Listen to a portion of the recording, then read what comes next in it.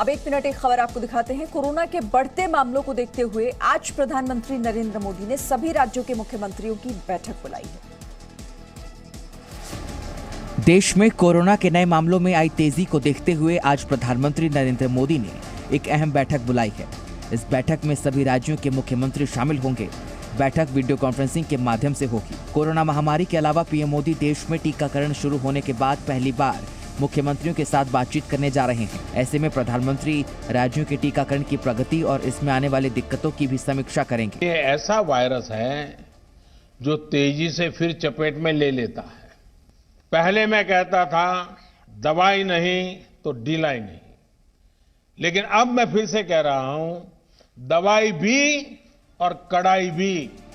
उधर बीजेपी ने भी अपने सभी सांसदों को निर्देश जारी किए हैं कि सांसद अपने क्षेत्रों से टीकाकरण केंद्र और इनकी व्यवस्था के बारे में जानकारी दें।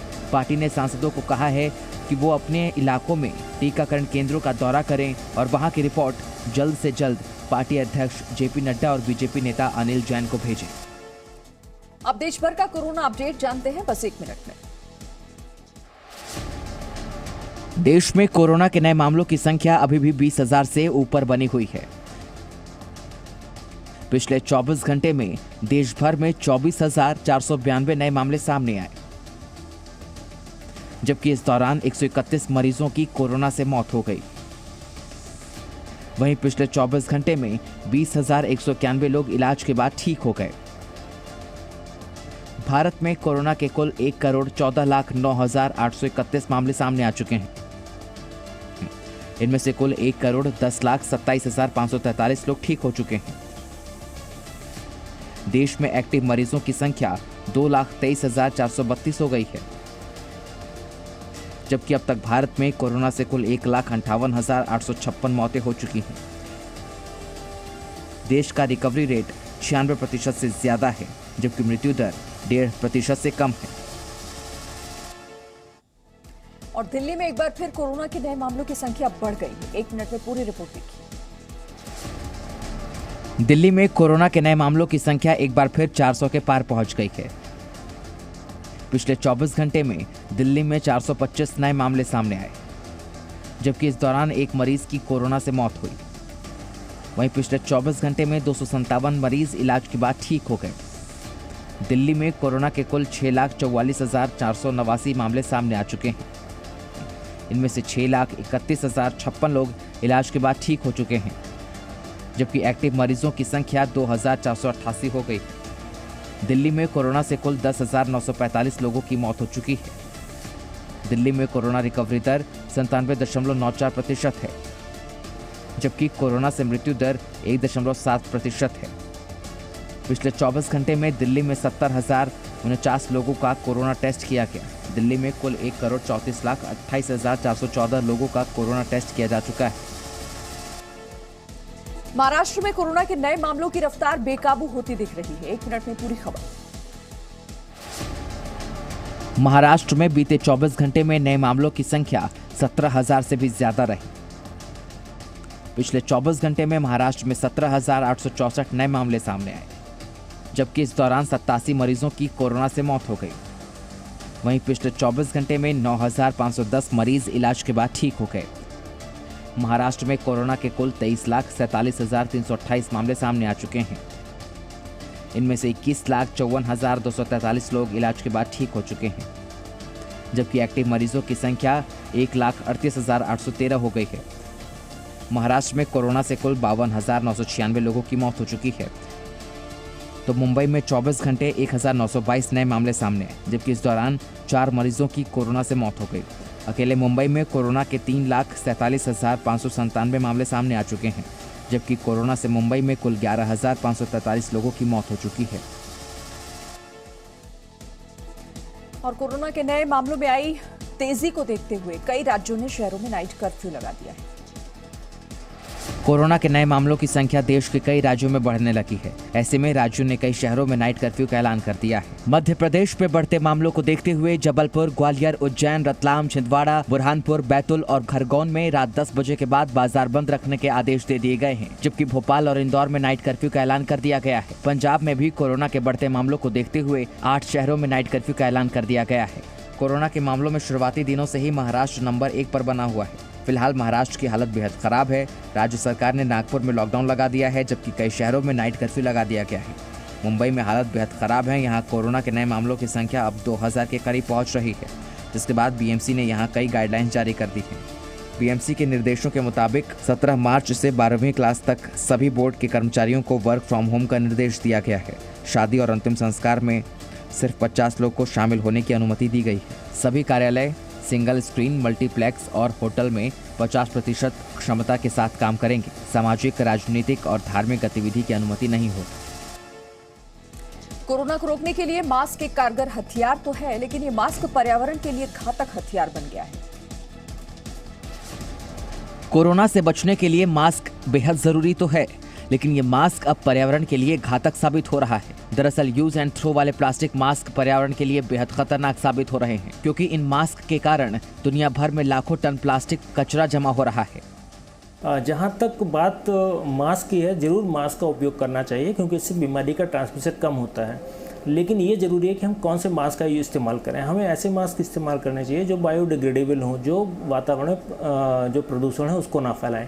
और इसके लिए कहा जा रहा है जो कपड़े का मास्क है, जिसको आप घर में इस्तेमाल करते हैं, सूती कपड़ा है, उसके द्वारा जो 3 प्लाई मास्क बनाया जा सकता है, तो वो एक बायोडिग्रेडेबल मास्क होगा। क्योंकि मास्क का जो जनरल पब्लिक के लिए पर्पज़ है वो ये है कि जब हम और आप बात करते हैं या खांसते हैं या सांस लेते हैं, तो जो ड्रॉपलेट्स हैं वो बाहर नहीं आए।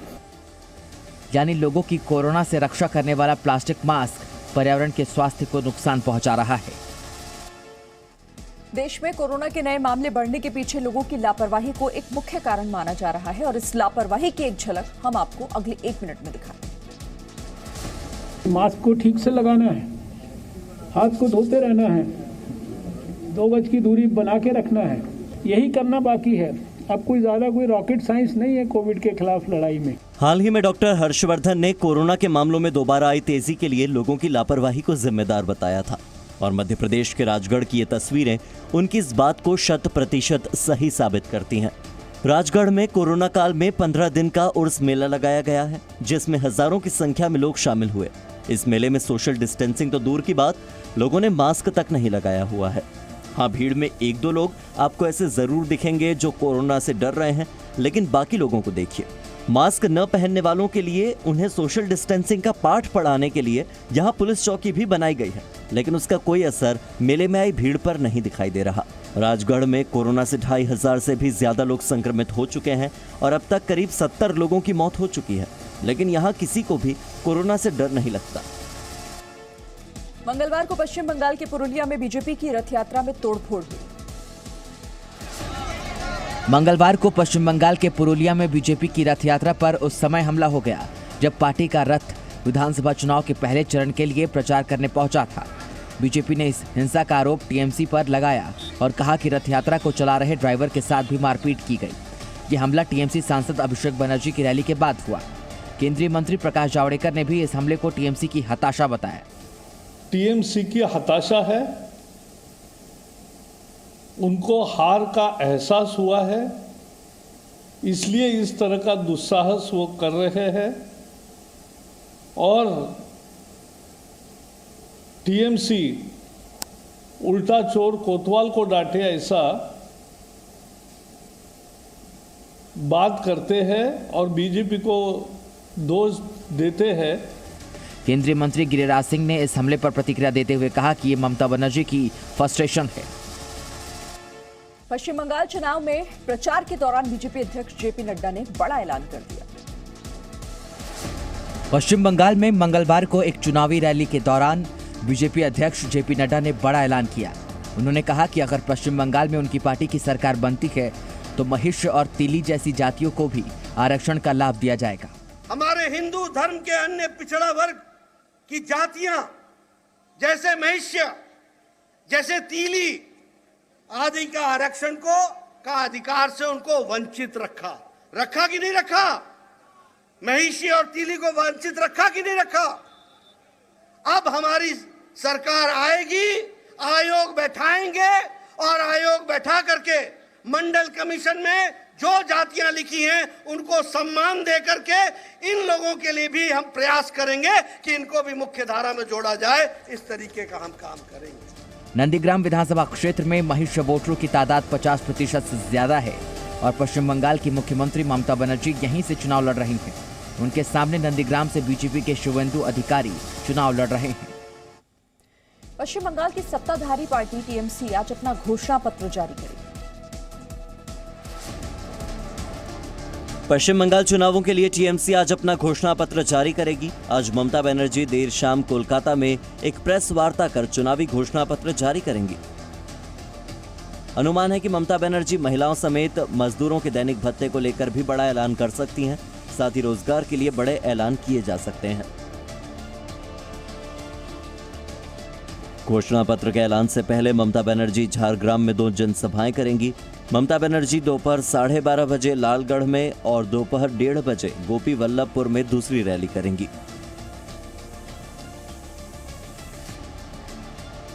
इसके बाद 18 मार्च को यानी कल ममता बनर्जी मिदनापुर जाएंगी।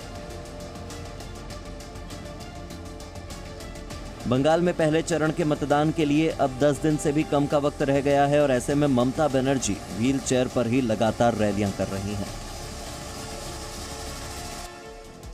एनसीपी अध्यक्ष शरद पवार ने एक नया फ्रंट बनाने की सलाह दी है जिसमें कांग्रेस शामिल नहीं हो।